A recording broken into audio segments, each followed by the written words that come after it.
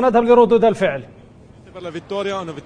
عنينا للفوز، فوز مهم جميل جدا اليوم وأداء رائع من الإنتر. ما هي شعوركم اليوم؟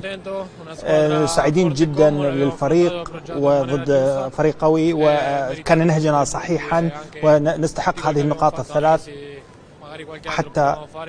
حتى لو كان بالإمكان، وقد قدمنا أداء جيدا.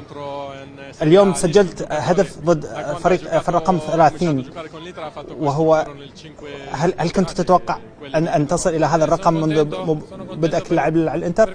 أنا سعيد جدا لهذا الرقم، ولكنه لا يعني شيء. بالنهاية علينا الاستمرار بالفوز ومساعدة الفريق بالفوز المضي للأمام. كارلوس في الدفاع، يمين يسار، في الهجوم، أنت رائع في كل مكان. تهانينا على الأداء على الهدف، ولكن تسجيل 4 أهداف ضد كومو الذي استقبل 5 أهداف خلال كل موسم، ماذا يعني هذا؟